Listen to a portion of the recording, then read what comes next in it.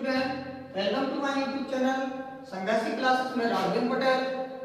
मैं सभी स्टूडेंटों का हार्दिक स्वागत करता हूं। आज मैं आप लोगों के लिए लेकर के आया हूं हिंदी का जो पूरा पेपर आना है, किस प्रकार से वो पैटर्न रहेगा, किस प्रकार से क्वेश्चन रहेंगे, वो मैं आप लोगों को एक तरीके के अकॉर्डिंग बताएंगे कि आप लोगों को कौन कौन से क्वेश्चन आकर याद करना है, कौन कौन से खंडों में पेपर विभक्त रहेगा, कौन कौन से खंडों में पेपर बटा हुआ रहेगा, कैसे आपका बोर्ड एग्जाम का पेपर आएगा।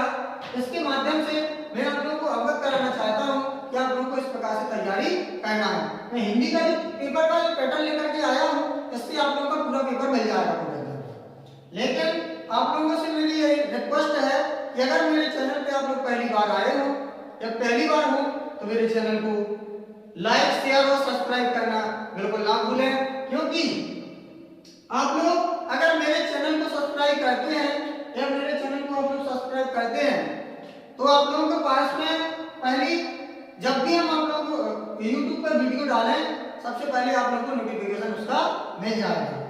समझ में आया स्टूडेंटों? तो देखिए इस क्लास में आप लोगों को बोर्ड पर स्क्रीन पर दिख रहा होगा कि जो सबसे पहले जो पैटर्न है वो आप लोगों का दो खंडों में रहेगा पेपर। कितने खंडों में स्टूडेंटों? दो खंडों में। दो खंड में कौन से रहेंगे? खंड सबसे पहले का और बा में भी पेपर आ सकता है, का और खा में भी आ सकता है। खंड जो का रहेगा वो 20 नंबर की ओएमआर शीट से रिलेटेड क्वेश्चन रहेंगे।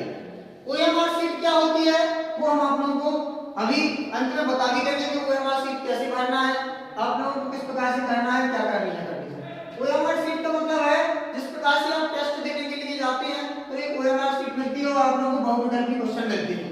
जो क्वेश्चन सही रहेगा ओएमआर शीट पे आप लोगों को टिक नहीं लगाना है, ओएमआर शीट पे आपको गोला भरना है। समझ में आया स्टूडेंटों बात?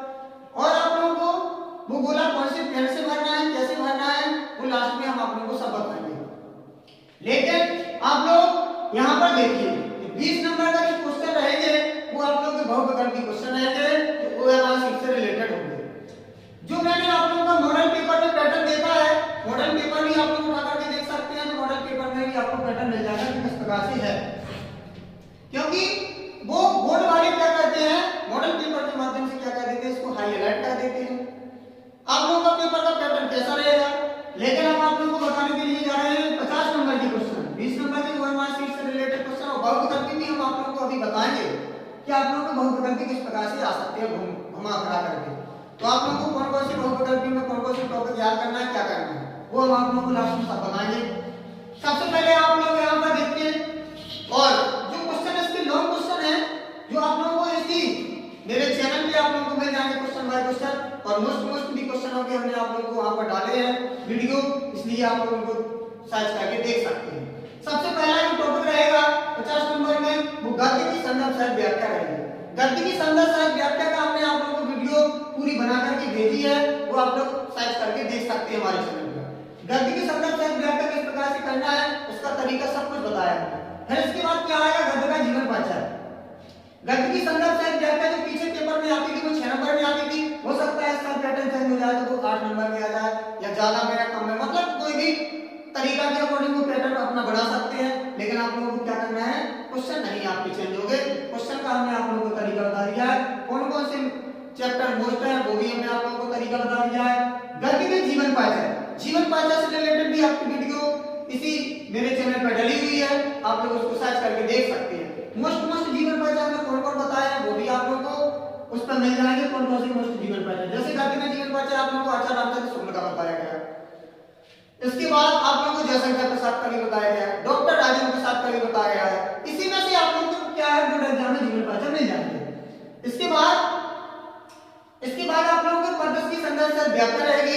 पद की संदर्भ से व्याख्या किस प्रकार से करना है, उसकी संदर्भ किस प्रकार से करना है, व्याख्या किस प्रकार से करना है, वो भी आपका क्वेश्चन मेरे चैनल पे आप लोगों को वीडियो मिल जाएगी। ठीक है स्टूडेंटों?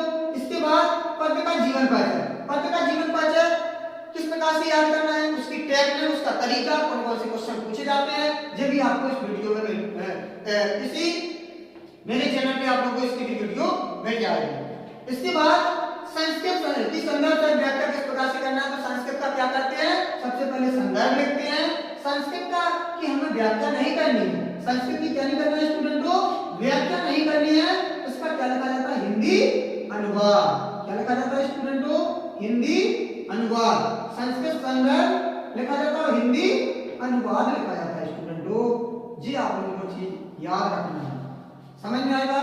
संस्कृत का हमें क्या करना है, सबसे पहले संदर्भ लिख देना है, उसकी फिर हेडिंग डालना है हिंदी अनुवाद। हिंदी अनुवाद क्योंकि गद्य पद्य में क्या करते हैं, संदर्भ से व्याख्या करते हैं, व्याख्या लिखी जाती है, लेकिन इसमें क्या करते हैं, संस्कृत में जो लिखा रहता है उसे क्या कहते हैं, हिंदी में कन्वर्ट करके अनुवाद लिखते हैं। समझ में आया स्टूडेंटों का। तो जी आप लोगों के बड़े बड़े क्वेश्चन है, तो 4-4 6-6 नंबर मतलब 6-6 8 नंबर से रिलेटेड होंगे।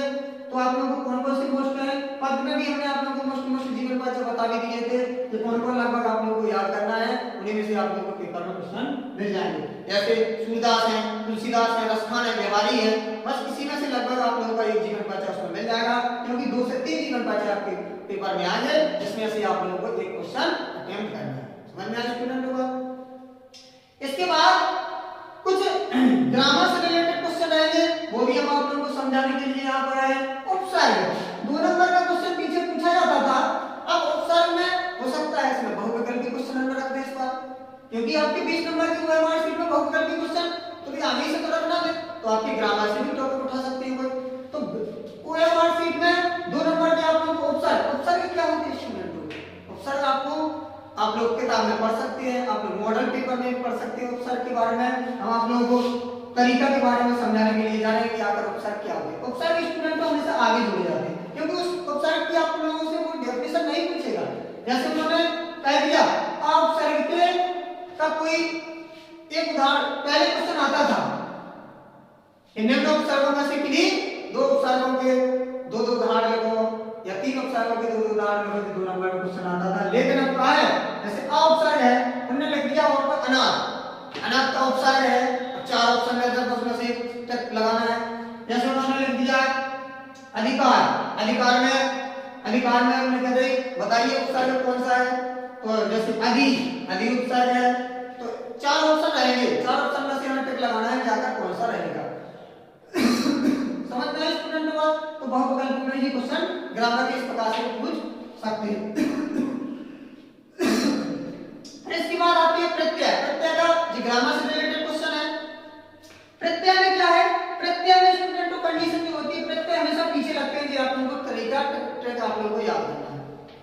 प्रत्यय पीछे कैसे लगते हैं, जब हम इनको पढ़ते हैं तो उनके अंदर से एक आवाज, एक जिज्ञासा उत्पन्न होती है। जैसे देखो आई प्रत्यय है, आई प्रत्यय के जो उदाहरण आप लोगों को लिखे हुए हैं सामने, पढ़ाई, लिखाई, सिलाई, सभी में अगर हम स्टूडेंट को पढ़ के देखें तो आई की आवाज आए, किसकी आवाज आए, पीछे से आएगी, आने नहीं देखना है हमें, क्योंकि प्रत्यय हमेशा कहां जुड़े जाते हैं स्टूडेंट को, प्रत्यय हमेशा पीछे जुड़े जाते हैं, उपसर्ग हमेशा आगे जुड़े जाते हैं।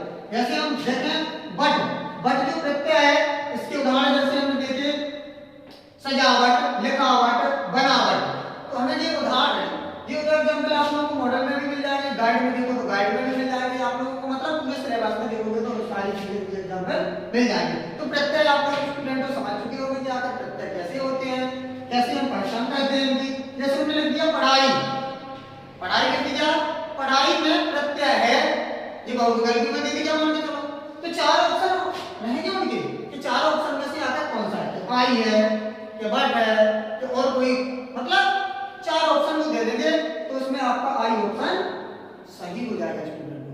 तो प्रत्यय उपसर्ग के बारे में आप लोग समझ चुके होंगे कि 2 नंबर के क्वेश्चन बहुविकल्पी में भी बन सकते हैं, क्योंकि पहले वो एक 2 नंबर के क्वेश्चन आते थे, तो बहुविकल्पी में हमने आप लोगों को समझा दिया कि बहुविकल्पी में ऐसे क्वेश्चन बन सकते हैं। और बहुविकल्पी में क्वेश्चन कहां से बन सकते हैं वो देखिए स्टूडेंट को। रस आप लोगों को मालूम होना चाहिए, काव्य की शोभा बढ़ाने वाले तत्व। अगर हम अलंकार की बात करें, रस और अलंकार, रस और अलंकार, रस है और अलंकार है और छंद है, इसके बारे में भी आप लोगों को चर्चा करना है। छंद क्या होते हैं, अलंकार क्या होते हैं, रस क्या होते हैं। जैसे रस क्या होते हैं तो हम अपनी डेफिनेशन अपनी भाषा में भी सीख सकते हैं, लेकिन ये डेफिनेशन स्टूडेंट नहीं पूछेंगे। रस क्या होता है वो आप लोगों को जानकारी है। किसी काव्य को जब हम लिखते हैं पढ़ते हैं तो उसकी शोभा जो बढ़ाई जाती है जिन तथ्यों के माध्यम से, तो हम क्या करते हैं उसे, मतलब किसी काव्य को जब हम पढ़ते हैं तो एक हमें सार निकल के आता है। क्या निकल के आता है सार को, उसी को तो हम कहते हैं रस। अलंकार क्या होता है? काव्य की शोभा बढ़ाने वाले तत्वों को हम अलंकार कहते हैं। काव्य की शोभा बढ़ाने वाले हम तत्वों को क्या कहते हैं स्टूडेंटों? अलंकार कहते हैं। तो अलंकार के बारे में भी आप लोगों को बताने के लिए जा रहे हैं, जो आपके प्रकार उसमें पैटर्न में दिए गए हैं, जो सिलेबस में। और छंद क्या होते हैं? छंद में आप लोगों को जैसे सोठा है, गोला है, ये छंद आप लोगों के पैटर्न में दिए गए हाई स्कूल में। अलंकार काव्य की शोभा बढ़ाने वाले तत्वों को हम अलंकार कहते हैं। जिस प्रकार से आप लोगों को मालूम होना चाहिए, आभूषण से स्त्री की शोभा बढ़ जाती है, इसी प्रकार से ऐसे भी तत्व होते हैं जो हम किसी काव्य को पढ़ते हैं या लिखते हैं, या उनके शोभा बढ़ाने वाले तत्वों को हम अलंकार कहते हैं। अलंकार की डेफिनेशन ऐसी हो जाती है व्यवहारिक रूप में, लेकिन हमें इसकी क्या सीखना है? एग्जाम्पल सीखना है। इसकी हमें क्या सीखना है? परिभाषा सीखना है। जैसे आप लोगों के उसमें उत्प्रेक्षा अलंकार दिया है, रूपक अलंकार दिया है, उपमा अलंकार दिया है, तो आपको इनकी परिभाषा सीखना है और उनके उदाहरण सीखना है। जैसे उत्प्रेक्षा अलंकार है, उत्प्रेक्षा अलंकार को एग्जाम्पल लिखने का विकल्प तो कहते बताइए इसमें कौन सा अलंकार है? अब विकल्प क्वेश्चन में 4 ऑप्शन रहेंगे, तो इस प्रकार से हमको देख लेंगे कि इसमें कौन सा अलंकार है। जैसे उन्होंने लिख दिया सोलह गुणन की पद श्याम चलोने का मनोनील मणि सर पर आतप पर प्रभाव, जो वहां का प्रसंग है। ये स्टूडेंट को कहां का प्रसंग है? जो वहां का प्रसंग है जब किसकी कल्पना की गई है? श्री कृष्ण की कल्पना की गई है, भगवान की कल्पना की गई है, क्योंकि उनका जो शरीर था कैसा था? सांवला। उनका पहने का मतलब यह है कि अगर उनके सांवले शरीर पर कैसा धारण कर ले, वो पीला पीतांबर धारण कर ले, तो ऐसे चमकने लगता है, ऐसे लगने लगता है कि सूर्य उदय वहां से हो चुका हो। इसलिए कहा जाता है उसमें कौन सा मनु शब्द से हमको जानकारी लगती है, तो उसमें कौन सा अलंकार है? उत्प्रेक्षा अलंकार है। तो जी आप लोग गाइड किताब मॉडल के माध्यम से पढ़ सकते हैं इनके बारे में, और बहुविकल्पी के माध्यम से भी हमने बता दिया कि इस प्रकार से पूछ सकते हैं। जैसे उन्होंने सोठा लिख दिया, सोठा की आपको डेफिनेशन भी मालूम होना चाहिए। जैसे उन्होंने कह दिया इनके कौन कौन शब्द में अति होती है, मतलब हम इस प्रकार से इसको पढ़ सकते हैं कि बहुविकल्पी क्वेश्चनों में इस प्रकार से आ जाएगा, क्योंकि ये पहले 2 नंबर के क्या आते थे? सीधे आते थे। जैसे उन्होंने 2 अलंकार, 3 अलंकार में से 2 अलंकार दे दिए। जैसे उन्होंने कह दी रूपक अथवा उत्प्रेक्षा अलंकार की परिभाषा तथा उदाहरण लिखो, सीधे सीधे 2 नंबर का क्वेश्चन आता था पहले। लेकिन हो सकता है इस साल अगर पैटर्न चेंज होता है तो क्या होगा? बहुविकल्पी क्वेश्चनों में भी दे सकते हैं मुझे चीज। छंद में सोठा अथवा रोला, 2 में से मतलब पहला पढ़ता था तो उसके उदाहरण और परिभाषा सीख लेते थे अपन, तो 2 नंबर झिपक के हो जाते थे। रस में से भी हास्य और करुण रस है, तो इसमें से भी 2 नंबर का क्वेश्चन आता था, तो हो सकता है बहुविकल्पी में क्वेश्चन बता। तो स्टूडेंट को आप लोग समझ चुके होंगे कि बहुविकल्पी में क्वेश्चन भी किस प्रकार से घुमाए जाएंगे, समझ में आया स्टूडेंटों को? लेकिन इसके बाद अलंकार की बात आती है, तो अलंकार के बारे में भी हमने समझा दिया। समास के बारे में समझ पहले समास। अब समास क्या होता है? समास की अपन ने कंडीशन पढ़े हुए आप लोग, पढ़ा भी होगा आप लोगों ने। समास और समास विग्रह करना। समास का नाम किस प्रकार से है? जैसे आप लोगों के पैटर्न में मान के चलो द्वंद्व समास है, द्विगु समास है, तो आप लोगों को द्वंद्व समास की डेफिनेशन मालूम होना चाहिए।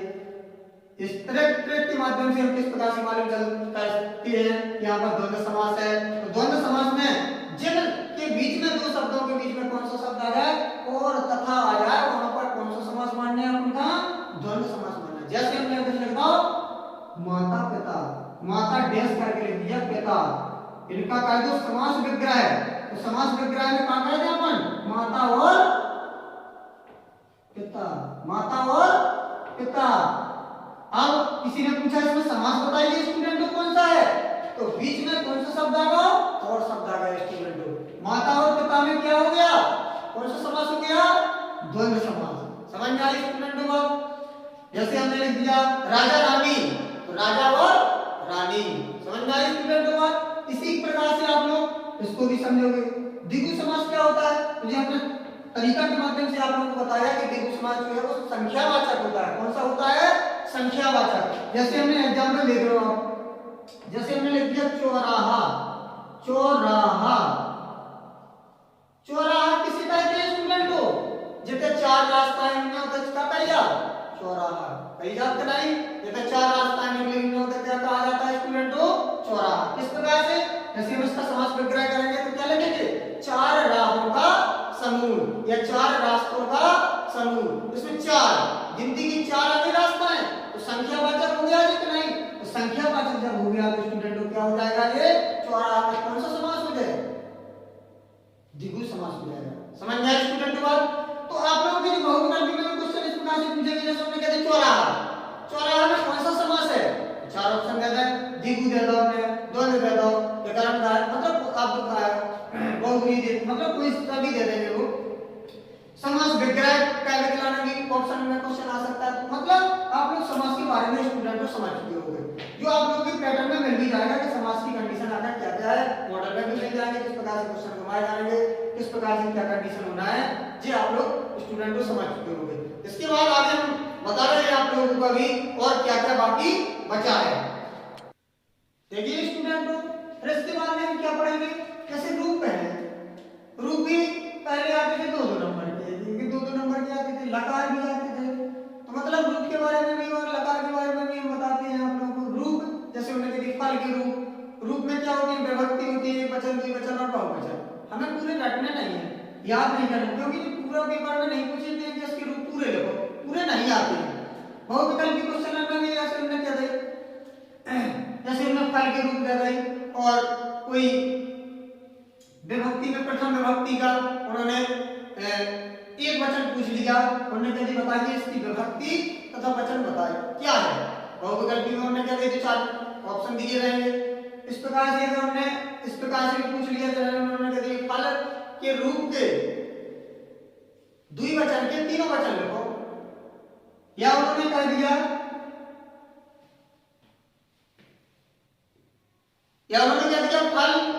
फल के रूप के पंचम विभक्ति के तीनों वचन लिखो। तो एक वचन, द्विवचन और बहुवचन में तीनों लिखना पड़ेगा। लकार क्या होते हैं जिसे हम क्या कहते हैं? काल के नाम से जानते हैं, जिसमें हम इसे टेंस कहते हैं, संस्कृत में से हम लकार के नाम से जाते हैं। जब हम टेंस को क्या कहते हैं? लकार कहाँ यूज किए जाते हैं? जब इसके वाक्य बनाते हैं, किससे?